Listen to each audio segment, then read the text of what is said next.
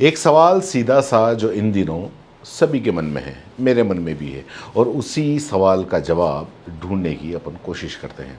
Supreme court ने एक बड़ा ऐतिहासिक फैसला दिया आरक्षण को लेकर।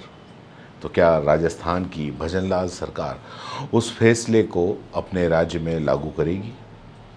सुप्रीम कोर्ट की 7 जजों की संवैधानिक पीठ ने ऐलान किया कि अब राज्यों का भी हक होगा कि वो एससी और एसटी में जो जातियां शामिल हैं उनका वर्गीकरण कर सकती हैं, विभाजन कर सकती हैं, यानी कि कोटा में कोटा दे सकती हैं। एससी एसटी यानी दलित और आदिवासी में पहले ये काम एससी एसटी में जातियों में शामिल करने का जो ये काम है, ये केंद्र सरकार के स्तर पे होता था, यानी कि राष्ट्रपति स्तर पर किया जाता था, वो ही ये सारा कुछ कर सकते थे। लेकिन अब ये जो जिम्मेदारी है वो राज्यों को दे दी है। मतलब आपको सीधा सीधा अगर सरल भाषा में अगर बताया जाए तो राजस्थान में 16% शेड्यूल कास्ट यानी कि एससी हैं, यानी दलित हैं, और 12% आदिवासी शेड्यूल ट्राइबल एसटी हैं, और बाकी के जो 21% हैं वो ओबीसी हैं, जिसमें 5% का हिस्सा गुर्जरों को भी इसके अंदर से दिया गया है। ये एक अलग मामला है। अभी फ़िलहाल जो सुप्रीम कोर्ट का फैसला आया है वो एससी एसटी को लेकर आया है, जिसमें केंद्र सरकार से भी पूछा गया कि भाई उनकी क्या राय है। तो केंद्र सरकार ने कहा कि उन्हें कोई एतराज़ नहीं है, चाहे मतलब उनके राय के हिसाब से कोटे में कोटा जो है अलग अलग जातियों को और उप श्रेणी बनाने का अगर राज्य चाहे तो वो बना सकती है, केंद्र सरकार ने ये कहा।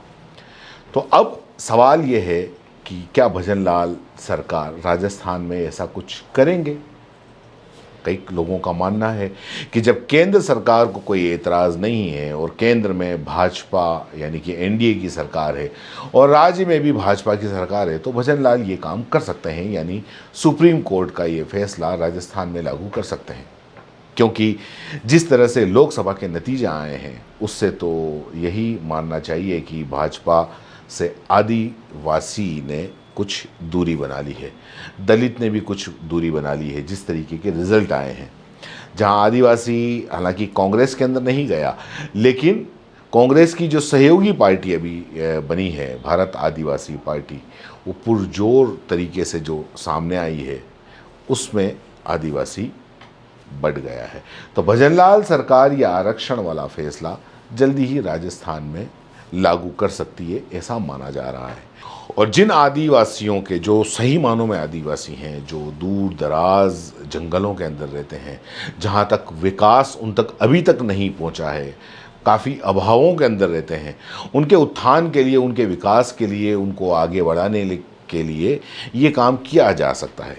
और अगर शेड्यूल कास्ट की बात करें तो 56 जातियाँ हैं, और शेड्यूल ट्राइब की बात करें, एसटी की बात करें तो 13 जातियां आती हैं, और उनकी फिर उपजातियां, कुल मिलाकर 32 के आसपास ये जातियां बैठती हैं। इसमें अलग अलग जातियां हैं, जैसे कि भील मीणा है, मीणा में भी अलग अलग हैं, भील मीणा है, अहीर मीणा है, रावल मीणा है, इस तरह से कई मीणा हैं। एक तरह से पूर्वी राजस्थान के एक पूरा के पूरा ट्राइबल अलग है, दक्षिण राजस्थान है उसका पूरा अलग है, शहरी आदिवासी हैं वो अलग हैं। तो क्या जो आरक्षण सभी आदिवासियों को मिल रहा है उसको टुकड़ों में किया जा सकता है? जैसे कि दक्षिण राजस्थान में कुछ ज़्यादा अभाव में है, तो पूर्वी राजस्थान में आपको आईएएस आरएएस ये मिल जाएंगे। तो क्या पूर्वी राजस्थान का 4% और दक्षिण राजस्थान में जो बचा हुआ 8%, क्या ऐसा किया जा सकता है, ऐसा दिया जा सकता है? क्या ऐसा भजनलाल सरकार कर सकती है? क्या भजनलाल सरकार, भजनलाल शर्मा ये काम कर पाएंगे? अगर ऐसा कर दिया तो क्या डॉक्टर किरोड़ी लाल मीणा जो इस समय बिल्कुल मस्त बैठे हुए हैं वो क्या करेंगे?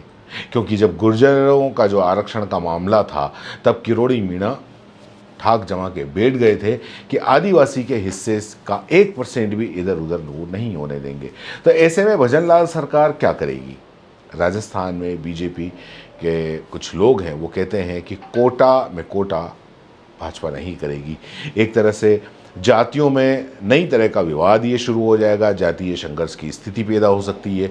तो इससे बचने की कोशिश करेगी। और एक बात है कि ये भी है कि जो अभी कांग्रेस है वो जातीय जनगणना की बात कर रही है। वो कह रही है ताकि लोगों को जाति के नाम पर जो वोट हैं वो जाति के हिसाब से वोट दें, धर्म के हिसाब से वोट नहीं दें। यानी कि दलित और आदिवासी की तरह वो वोट दें, हिंदू बनकर वोट नहीं दें।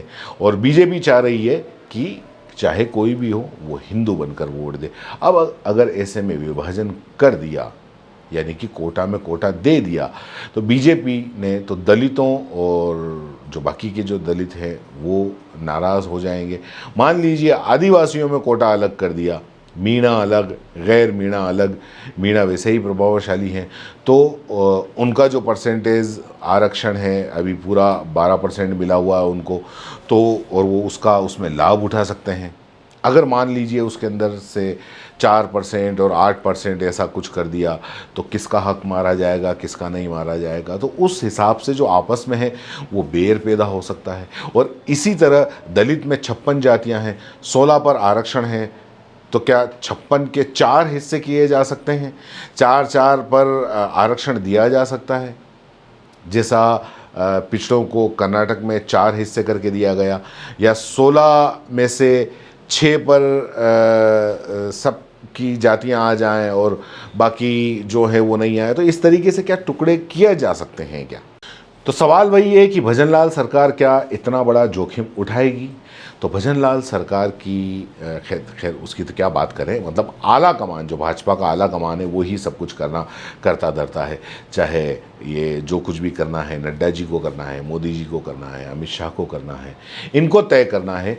तो क्या ये कर सकते हैं? क्योंकि भजनलाल तो सिर्फ एक चेहरा है। तो देखते हैं क्या होता है, ये देखना दिलचस्प रहेगा कि बीजेपी की अलग अलग जो राज्य सरकारें हैं इस मुद्दे को लेकर वो क्या रुख अपनाती हैं। वैसे आपका क्या मानना है, क्या होना चाहिए और क्या होगा? नीचे कमेंट बॉक्स में ज़रूर बताएं। धन्यवाद।